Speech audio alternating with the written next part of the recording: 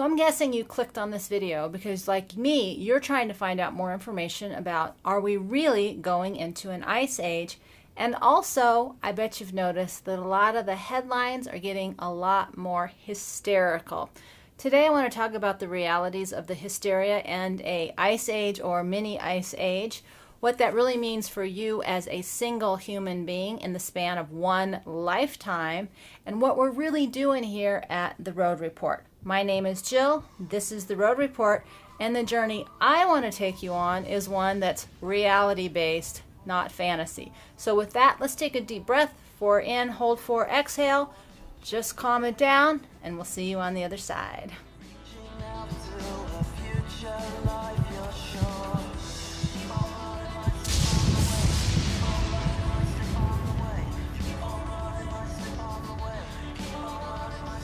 So like you, I've been learning as I've been going along, and I've actually spent the last few days in some kind of intensive, hardcore study session trying to really get a grip on what's happening. You know, one of the things I talked about with these videos is that for me, this grand solar minimum ice age idea is something I'm interested in, but I'm not an expert. But I do have a lot of experience in crisis and working with people, because my background is working with people. So my goal with this video is to just calm down, take a deep breath, maybe even a cold shower, and let's look at what's really going on.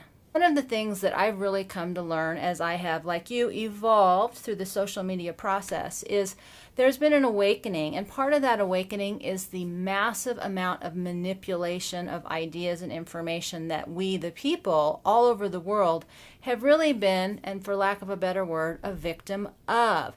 And the number one way you are controlled is with your fear. If you look at any kind of propaganda manual or instructions, or if you look at how we do marketing and advertising, it's always about the fear. That's where they start, that's where they try to keep you, and if you let yourself stay there, you are both victim and slave to whoever's pulling your strings. So the first step is really, what is it that we're afraid of? The second step that we usually jump to is, what are the facts? And so you'll see a lot of videos right now with a lot of information about grand solar minimum, ice ages, climate history, things like that. Lots of graphs, lots of statistics, a lot to learn about. And there's value in understanding the facts as best we can. What I'm going to tell you that I'm learning as I'm examining a lot of information from a lot of different sources, nobody has all the facts. We will never have all the facts because even looking back in history, we don't understand a lot of it. So we can try and educate with facts, but facts are not absolute until a lot of time has gone by, and we're just at the beginning. The third thing that people do is we try to move into abstract solutions. Well, you should, my favorite word, you should get prepared. You should start a community. You should. Usually you should, and then let's sell you something. I am participating in that because there is some truth to that. We should, but we'll talk about that in just a minute. But it's easy to get lost in abstract solutions. The key to that is it almost always requires somebody to buy something, somebody else to do something, or some kind of system to change that we as an individual have zero control over. Which brings us to the fourth place where I hope to spend a little bit more time with you. And it's the one place absolutely nobody has any interest in living at, and that is, drumroll, personal responsibility. Now you'll notice I'm one of the few people that's actually talking about this that shows their face, because I'm coming to you in a very personal way. I want to be very practical, and I'm pretty real. You can look online and look at every single aspect of my life, almost. But the bottom line is that we're really only afraid about anything that's happening to us because we want to know what it means for us personally. How is it going to affect me? And those are the strings on which they pull you with your fear. So let's just take a step back. I want to do a quick overview, a little bit of a reality check, take another deep breath, and then I hope you'll make the decision to take this journey along with me, because reality and personal responsibility, while they're not fun, they are the reason we are born into this world and the purpose from which we are meant to live. So just a really quick overview and a recap of the history of what we know about previous ice ages.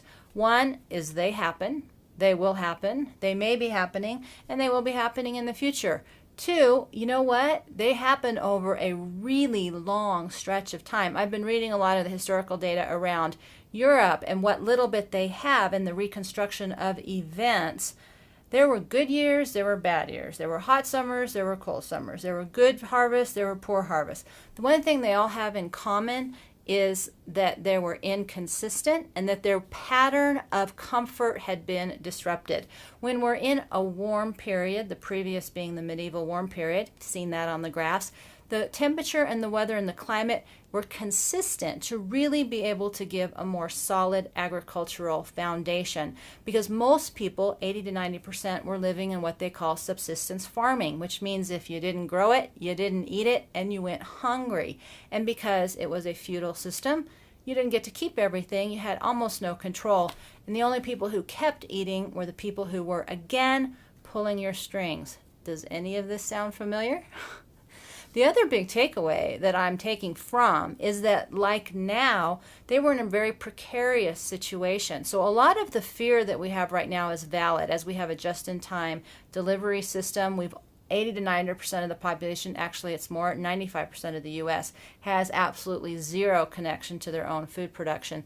And so we are extremely vulnerable, and we will yet again, at some point, for some reason, be victims to our own poor choices because we don't take responsibility for ourselves.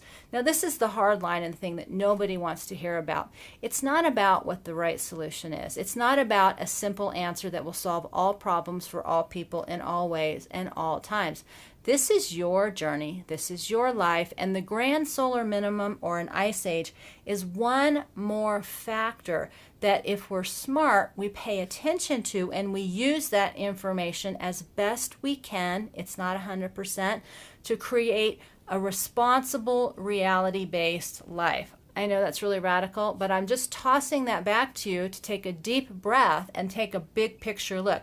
There are so many things hanging over our head in terms of humanity right now that this whole idea of an ice age is just one more thing people are pulling your strings with, trying to control you to either get views, to get your attention, to get you into fear. There's a whole thing around that, to get you to buy something. So I'm not saying don't educate yourself. I'm not saying that fear isn't a good thing. It's kind of a Goldilocks zone. Too much fear shuts you down. Too little fear, it's hard to get you off the couch. Somewhere in the middle, if we have a little bit of fear, sometimes that's enough to get us forward, moving, so that we do become more reality-based, or at least constructive.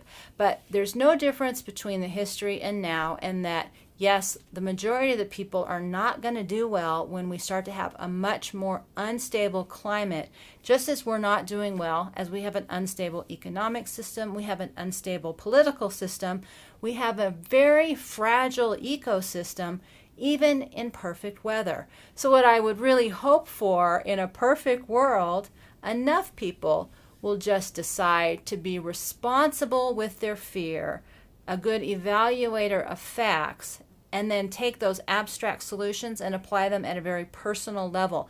And because you can't change the world, you can only change your life. But as Gandhi says, we must be the change, because if we're just sitting around observing the information, we're not really doing anything. So this is one of those hardcore truth moments. I'm just tossing it back to you. So before we go, I just want to say one more thing. I want you to take one more deep breath for the road, and I hope you will rise with the sun in your eyes, love in your heart, feet solidly on the ground as we walk together on Survival Road, one day at a time. Live free, die wild, my friend, and we'll see you next time.